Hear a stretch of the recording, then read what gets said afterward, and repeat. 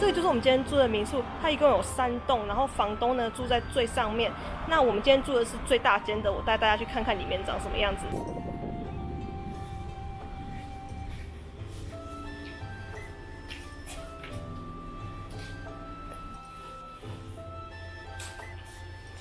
那个玄关就有拖鞋，然后有一面穿衣镜，这边可以放行李，然后这里是一个房间可以睡觉的，有2个床，然后还有一个阁楼，也有2张床，是客厅，又是一个小家庭，桌子，然后还有一个类似吧台的东西。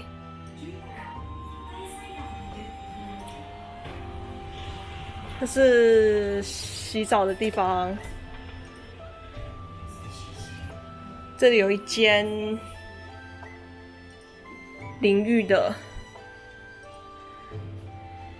然后这是他提供的东西，这好像是发胶、洗脸的、卸妆的都有，还有吹风机。这边还有一个洗衣机可以洗澡，不，这里还有一个洗衣机可以洗衣服。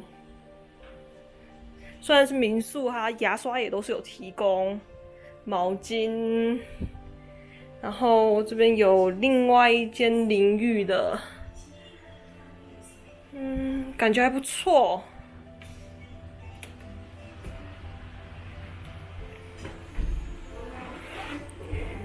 现在这里是厕所，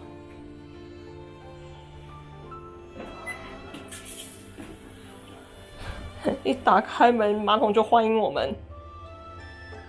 我觉得这边不错啊，环境也不错，重点是整理的蛮干净的，重点是很便宜，而且它这边啊，离那个昌福美观区或者是Outlet都很近，很方便。那我们在这边呢，差不多可能会住2天左右，然后之后会离开1天，然后再搬回来。但搬回来的时候，这间最大间的没有了，所以我们会搬到2楼还是3楼去住那个中型房。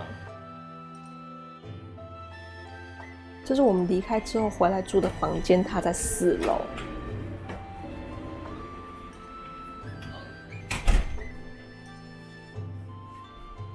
它一样也是有洗衣机可以洗衣服。那这个呢是它的浴室，这个浴室是有浴缸可以泡澡的。它这边也都是有提供一般饭店会提供的，像是洗发精啊、护发乳、沐浴乳、牙刷、浴巾等等的东西。但我很喜欢它这边的是，它除了会提供这些东西之外，还会提供很多饭店或是民宿不会提供的东西，像是洗面乳、化妆水、卸妆油等等的东西。这里就像是一个小家庭一样贴心。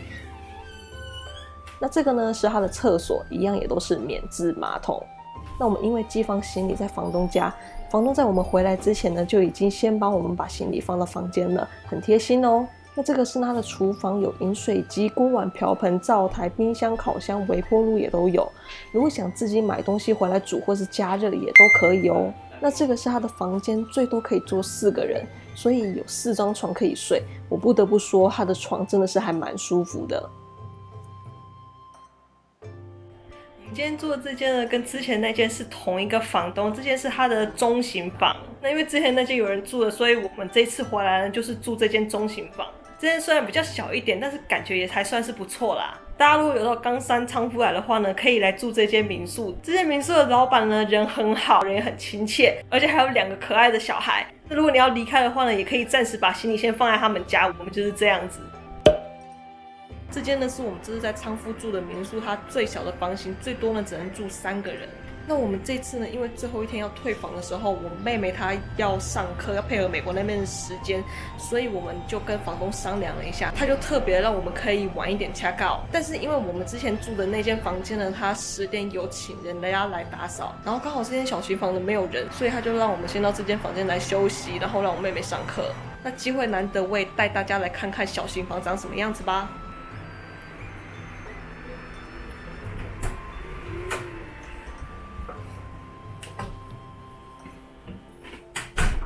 它这里也是一样有洗衣机，每一间都有一台。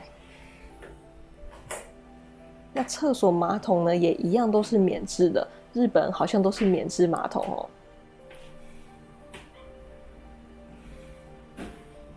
那这是厨房，也一样都有饮水机、冰箱、烤箱、微波炉跟灶台，锅碗瓢盆跟一些简单的调味料也都有。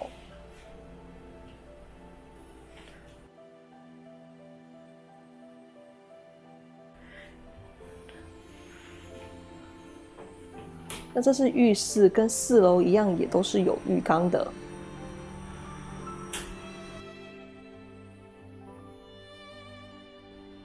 房间呢也都有电视。另外值得一提的是，他们这3间房间呢都有提供手机，可以让你带出门哦。